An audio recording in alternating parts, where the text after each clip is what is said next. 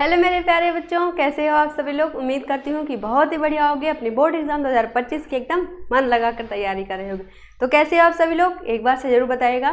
तो आज की वीडियो में हमें क्या पढ़ना है, लेकिन उसको जानने से पहले पिछली वीडियो में हमने क्या पढ़ा था वो जान लेते हैं। पिछली वीडियो में मैंने आपको बताया था क्या मनुष्य का पाचन तंत्र किस तरीके से वो फैला हुआ होता है, और जिसमें हमने ये वाला जो फिगर है वो उसको हमने डिस्कस किया हुआ था, है ना। तो मैंने कहा भी था कि आपको इसको अच्छे से अपनी कॉपी पर ड्रॉ करनी है, बढ़िया बढ़िया सुंदर सुंदर हैंड राइटिंग में।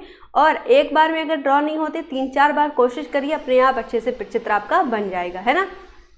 तो अभी इसमें वीडियो में हमें आज क्या पढ़ना है वो जान लेते हैं, लेकिन पहले इसको एक बार चित्र को फिर से रिवाइज कर लेते हैं, क्योंकि जो बार बार रिवाइज करोगे तो आपको उतनी ही बार अच्छे से याद होता जाएगा, बिल्कुल आप उसमें परफेक्ट होते जाओगे। तो क्या है मनुष्य का पाचन तंत्र। सबसे पहले इसमें जिह्वा कहाँ पर होती है, हमारे मुख के अंदर होती है। उसके बाद है ग्रसिका, फिर डायाफ्राम, फिर यकृत, फिर अग्नाशय, फिर पित्ताशय, अग्नाशय, अमाशय और गुदा द्वार। यही इतनी सारी चीज़ें यहाँ पर लिखनी। कौन कौन सी चीज़ें, जिह्वा, उसके बाद मुंह, फिर ग्रसिका, डायाफ्राम, यकृत, अग्नाशय, अमाशय और क्या पित्ताशय, और क्या हमारा क्या गुदा द्वार। इन सभी चीज़ों के बारे में हमें यहाँ पर लिखना है और इस चित्र को हमें ड्रॉ करना है।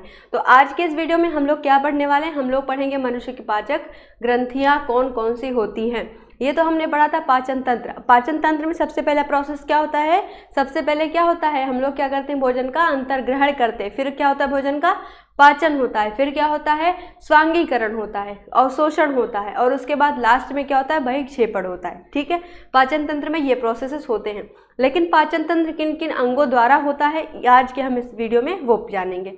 तो पाचन ग्रंथि हमारे मनुष्य में क्या होती है, 3 ग्रंथियां हमारे मनुष्य में पाचन की पाई जाती हैं। कौन कौन सी पाई जाती हैं, ध्यान से देखिएगा। एक तो है लार ग्रंथि, दूसरा कौन सा है, यहाँ पे देखिए ध्यान से, दूसरा है यहाँ पर यकृत, और तीसरा है क्या, अग्नाशय। क्या है, अग्नाशय। ये 3 ग्रंथियां हमारे मनुष्य में पाचन ग्रंथियों के रूप में पाई जाती हैं। कौन कौन सी, पहला है लार ग्रंथियां, दूसरा है यकृत, और तीसरा है क्या, अग्नाशय। अब इन तीनों चीज़ों के बारे में हमें डिटेल से पढ़ना है। मतलब कि लार ग्रंथियां क्या काम करती हैं, इनमें भोजन का पाचन कब कैसे होता है, किन चीज़ों से होता है, वैसे ही यकृत में क्या क्या होता है, और वैसे ही अग्नाशय में क्या क्या होता है। ठीक है, तो देखिएगा, ध्यान से देखिएगा। लार ग्रंथियों की बात करते हैं अगर, तो देखो लार ग्रंथियां क्या होती हैं, भोजन में सबसे पहले अगर मैं कहूँ स्थित कहाँ होती है, तो हमारे मुंह में, मुंह के अंदर या मुंह में, जीभ में पाई जाती है। कहाँ पर, जीभ में पाई जाती हैं। ओके, कहाँ पाई जाती हैं, हमारे जीभ के अंदर ये हमारे पाई जाती हैं। और अगर मैं कहूँ कि ये काम क्या करती हैं, मैं कहूँ अगर कि इनका काम क्या होता है, या फिर जो है ये क्या करती है, भोजन में पाचन एंजाइम को मिक्स करती हैं। क्या करती हैं, भोजन में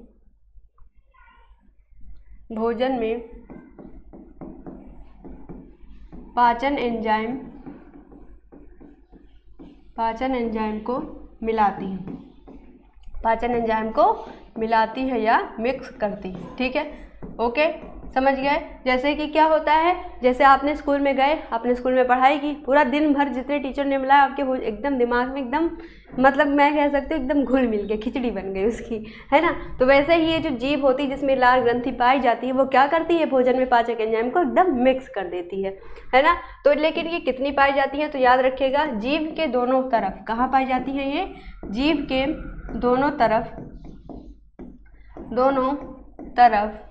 3-3 लार ग्रंथियाँ होती हैं। लार ग्रंथियाँ कितनी होती हैं, 3-3 होती हैं भैया। और ये कहाँ पाई जाती हैं, जीभ के दोनों ओर पाई जाती हैं।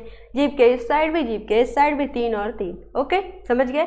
तो ये लार ग्रंथियाँ क्या करती हैं, भोजन में पाचक एंजाइम को मिक्स करती हैं, जीभ में पाई जाती हैं। जीभ में कहाँ पाई जाती हैं, दोनों तरफ पाई जाती है। और कितनी, 3-3 लार ग्रंथियाँ पाई जाती। ओके, समझ गए। अब ये हो गई हमारी मतलब भोजन का पाचन। देखो भोजन का पाचन पूरा जीभ में तो होता नहीं है कि यहीं से पच गया खत्म, यहीं पर थोड़ा प्रोसेस होता है। फिर अगला जो बच गया पार्ट होता है वो कहाँ पर इसका पाचन होगा, वो होगा यकृत के अंदर। ठीक है, अब यकृत हमारे शरीर में कहाँ पाया जाता है, इसको एक बार हम लोग चित्र से देख लेते हैं। यकृत कहाँ पाया जाता है हमारे शरीर में, यहाँ पर, ये जो हिस्सा देख रहे हो ये क्या है, यकृत है। ठीक है, यकृत के ऊपर ही क्या होती है, पित्त की थैली होती है जिसे कहते हैं पित्ताशय। यकृत की पोजीशन कहाँ पर होती है, डायाफ्राम के नीचे होती है। ठीक है। तो अब इसके बारे में चलिए जानते हैं कि जो यकृत होता है वो कहाँ पर या इसकी पोजीशन क्या होती है। तो सबसे पहले लिखेंगे ये उदर गुहा में दाहिनी ओर स्थित होती है और कहाँ, डायाफ्राम के नीचे स्थित होती है। उदर गुहा में दाहिनी ओर स्थित होती है और कहाँ, डायाफ्राम के नीचे स्थित होती है। कौन क्या स्थित होता है, यकृत। यकृत कहाँ होता है, उदर गुहा के क्या, दाहिनी तरफ और डायाफ्राम के नीचे स्थित होती है। अगर मैं कहूँ उसका वजन कितना होता है, भाई वो शरीर में है तो वजन भी तो होगा उसका थोड़ा बहुत, तो ये होता है 1.5 किलो का, यानी 1.5 kg का क्या होता है, इसका वजन होता है। कितना होता है, 1.5 kg का इसका वजन होता है। ठीक है, अगर कहूँ हमारे दिमाग का कितना वेट होता है तो ये आप बताएंगे। ठीक है, चलिए अगर अगला पॉइंट क्या है इसका, इसके ऊपर एक थैली होती है, इसको मैंने पहले ही बता दिया क्या होती है। इसके ऊपर एक थैली होती है जिसे हम कहते हैं पित्ताशय। पित्ताशय क्यों, क्योंकि इससे क्या निकलता है, पित्त रस स्रावित होता है, इसीलिए इसका नाम क्या रखा गया, पित्ताशय रखा गया है। ठीक है, समझ गए। अब इसका कार्य क्या होता है, भाई यकृत की पोजीशन हमने पढ़ ली, वेट पढ़ लिया, कहाँ होता है ये पढ़ लिया, लेकिन काम ये क्या करता है ना, काम भी तो इसका पढ़ना पड़ेगा। तो काम क्या होता है, सबसे पहले यकृत जो कोशिकाएं होती है वो हिपैरिन नाम का पदार्थ स्रावित करती हैं। कौन सा पदार्थ स्रावित करती हैं, ध्यान से देखो, ये करती हैं क्या, हिपैरिन नाम का पदार्थ का श्रावण। क्या करती हैं, हिपैरिन नामक पदार्थ का ये क्या करती हैं, श्रावण करती हैं। ये चीज़ आपको याद होनी चाहिए और आपसे सवाल पूछा जाता है कि हिपैरिन नाम का पदार्थ जो है वो शरीर में कहाँ से स्रावित होता है, तो कहाँ से होगा, यकृत यानी लीवर से होता है। ठीक है, अगला क्या है, ये वसा का क्या करती है, पायसीकरण। वसा का क्या करते हैं ये लोग, पायसीकरण करते हैं। ओके, वसा का क्या करते हैं, पायसीकरण करते हैं। पित्तरस द्वारा क्या होता है, वसा का पायसीकरण। पित्तरस कहाँ से निकलता है, वसा जो जो यकृत होता है, यकृत के ऊपर एक पित्ताशय की थैली होती है, वहीं से क्या स्रावित होता है, पित्तरस, और ये पित्तरस क्या करता है, वसा का पायसीकरण करता है। आ गई बात समझ में। देखिए आगे बढ़ते हैं। पचे हुए अवशोषित प्रोटीन को किस में चेंज करता है यकृत, एक तो पेप्टोन और दूसरा क्या, अमीनो अम्ल। दो चीज़ों में ये चेंज करता है। कौन कौन सा, पेप्टोन और अमीनो अम्ल। ठीक है, तो अगर आपसे पूछा जाए कि जो पेप्टोन या अगर जो वसा है वो पचे हुए अवशोषित प्रोटीन को जो यकृत है वो क्या करता है, तो आप कहेंगे कि ये प्रोटीन को किस में चेंज करता है, पेप्टोन और किसमें, अमीनो एसिड्स में चेंज कर देता है। ओके, अगला क्या पॉइंट है कि यकृत जो है शरीर में क्या करता है, शरीर के संचरण का 1/3, 1/3 को क्या कहते हैं, 1/3। तो क्या इसको पढ़ेंगे हम लोग कि जो यकृत होता है वह शरीर के संचरण का 1/3 रुधिर क्या करता है, संचरित करता है। क्या करता है, 1/3 रुधिर को संचरित करता है। कौन, हमारा लीवर। अगला, यह शरीर का क्या होता है, भंडार गृह कहलाता है। जैसे कि आपके घर में भंडार घर होगा कि नहीं, जहाँ पे अनाज रखा जाता है। मतलब ये है कि हमारे शरीर का क्या है, ये स्टोर रूम है। क्या है, हमारे शरीर का ये क्या है, स्टोर रूम। हमारे शरीर में जो मेन चीज़ें होंगी वो यही स्टोर करके रखता है। जैसे हमारे घर में स्टोर रूम होता है, वहाँ पे हमारा गेहूँ, चावल, जो भी सब खाने का सामान है, आलू, ये सभी चीज़ें, दाल वगैरह सब कुछ यहाँ पे रखा जाता है। वैसे ही हमारा जो घर का, हमारे इस वाले घर का जो स्टोर रूम है वो क्या है, हमारा लीवर है। इसीलिए हम इसको क्या कहते हैं, ये शरीर का हमारा क्या है, भंडार गृह है। ठीक है, सारी बात समझ में। अगला बढ़ते हैं। 3rd नंबर पे हमारा क्या आता है, पाचक ग्रंथियों में अग्नाशय। पहला क्या था, याद करो, लाल ग्रंथि, दूसरा यकृत और तीसरा क्या है, अग्नाशय। तो अग्नाशय पहले कहाँ होता है शरीर में, इसको देख लेते हैं। जिन लोगों ने पिछला लेक्चर नहीं देखा है बच्चों, उनको एक बार जरूर देख लेना, क्योंकि वो इंपॉर्टेंट है, वो बेसिक था। तो अग्नाशय देखो यहाँ पर होता है, कहाँ पर, यहाँ पे ध्यान से देखो, ये क्या लिखा है, अग्नाशय। सबसे पहले हमने ये वाला हिस्सा पढ़ा जिसमें क्या होता है, लाल ग्रंथियाँ आई। ठीक, उसके बाद हमने क्या समझा था, उसके बाद क्या पढ़ा, उसके बाद हमने पढ़ा क्या, यकृत। क्या पढ़ा, यकृत, जो कि कहाँ पर है, ये वाला हिस्सा क्या है, यकृत हो गया।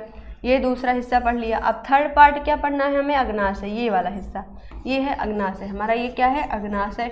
तो अग्नाशय के बारे में चलिए पढ़ते। ये हमारी क्या है, पाचक ग्रंथि है। और अग्नाशय की मैं बात करूं तो ये क्या होता है, ध्यान से देखिएगा। तो अग्नाशय होता है, ये अमाशय के ठीक पीछे स्थित होता है। कहाँ पर होता है ये, अमाशय की ठीक जस्ट पीछे ये स्थित होता है। ठीक, इसका जो लंबाई है वो कितना होती है, 18 सेंटीमीटर इसकी लंबाई, और चौड़ाई होती है 4 सेंटीमीटर। इसको ध्यान रखिएगा आप लोग। ठीक है, ऑप्शनल में भी आ सकता है, वेरी शॉर्ट क्वेश्चन में भी आ सकता है। अगर मान लो शॉर्ट बनता है क्वेश्चन तो आपसे पूछा जा सकता है अग्नाशय का वर्णन कीजिए या उसका सचित्र वर्णन कीजिए।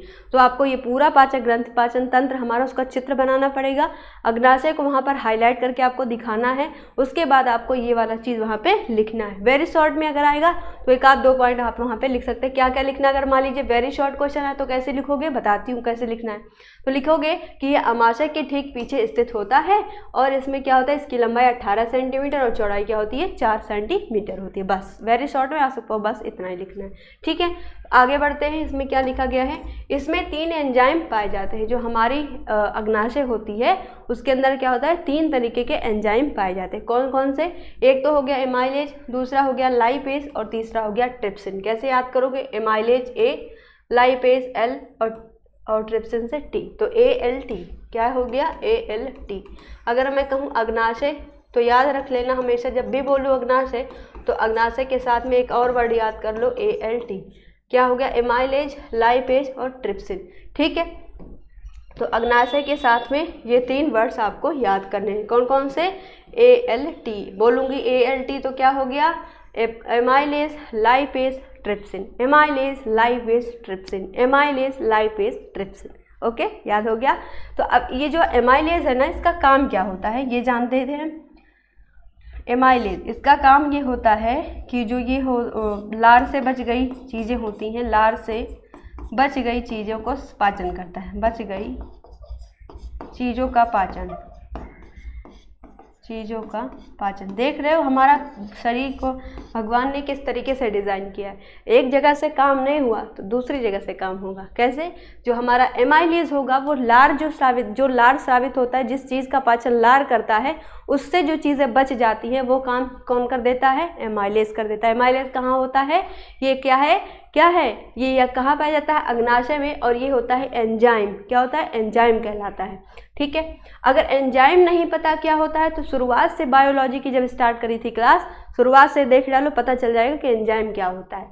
आगे देखिए लाइपेज, क्या लिखा है लाइपेज, तो ये क्या करता है, वसा को वसीय अम्ल में चेंज करता है। किसमें, वसा को वसीय अम्ल में बदल देता है। कौन बदलता है, लाइपेज। सवाल पूछा जा सकता है कि वसा को वसीय अम्ल में कौन परिवर्तित करता है, तो आप क्या आंसर करोगे, lipase, ALT, amylase, lipase, trypsin. तो लाइपेज जो होता है वो वसा का क्या करता है, वसीय अम्ल में परिवर्तन कर देता है। एमाइलेज क्या करता है, लार से बची हुई चीज़ों का क्या करता है, पाचन। कौन, एमाइलेज। अब आ गया लास्ट में ट्रिप्सिन। ट्रिप्सिन क्या करता है, जो प्रोटीन होते हैं ना उनको किस में चेंज करता है, अमीनो एसिड में। क्या करता है, प्रोटीन को अमीनो एसिड में बदलता है। किसमें, अमीनो अम्ल में। ठीक है, तो ये चीज़ें आपको याद रखनी है। 3 एंजाइम कौन कौन से कहाँ पाए जाते हैं, अग्नाशय में। कौन कौन से, ALT, एमाइलेज, लाइपेज, ट्रिप्सिन। कहाँ ये काम क्या करते हैं, एमाइलेज क्या करता है, लार से बची चीज़ों का पाचन। लाइपेज क्या काम करता है, वसा को वसीय अम्ल में बदलना। और ट्रिप्सिन का काम क्या होता है, प्रोटीन को अमीनो एसिड में बदलना। ठीक है, तो लार ग्रंथियों में कौन कौन सी आ गई, पाचक ग्रंथियों में कौन कौन सी चीज़ें आई, 3 चीज़ें, लार ग्रंथि, यकृत और क्या, अग्नाशय। यकृत कहाँ पर होता है, तो आप कहेंगे डायाफ्राम के नीचे उदर गुहा के दाहिनी ओर स्थित होता है। ठीक है, इसमें क्या होता है, पित्ताशय होता है, जिससे क्या होता है, पित्तरस स्रावित होता है। यकृत का वेट कितना होता है, 1.5 kg। पूछा है सवाल, मस्तिष्क का वेट कितना होता है, ये आपको कमेंट करके बताना है। ठीक है, तो यहाँ तक अगर आपको समझ में आया हो तो अब एक बार से वीडियो को लाइक कर दीजिएगा और वीडियो को एक बार शेयर कर दीजिएगा। चैनल पर नए हो तो बिना सब्सक्राइब किए मत जाना, और हाँ बेल आइकन जरूर प्रेस करेगा ताकि हर एक वीडियो की नोटिफिकेशन आपको मिलती रहे। साइंस की क्लासेस हो चुकी हैं, इंग्लिश की भी एक क्लास मैंने डाल दी है, अ लेटर टू गॉड। बहुत अच्छे से मैंने उसमें स्टोरी आपकी कवर की है, वो जरूर देखिएगा और कमेंट जरूर करिएगा। अब उसके बाद धीरे धीरे से हम हिंदी भी स्टार्ट करने वाले हैं, तो जिन जिन बच्चों को भी हिंदी पढ़नी है एक बार कमेंट कर दो, और पिछले वीडियो जो भी डाले हैं वो सारे की अच्छे से अपना रिवीजन करो, अच्छे से अपने नोट्स बनाओ, तैयार करो। मिलते हैं अगले वीडियो में जिसमें हम पढ़ेंगे श्वसन और श्वासोच्छ्वास क्या होता है, और उसके अलावा भी जो चीज़ें बच गई वो हम लोग उसमें कंप्लीट करेंगे। कैसा लगा जरूर बताइएगा, और मिलते हैं अगले वीडियो में। तब तक के लिए thank you and best of luck.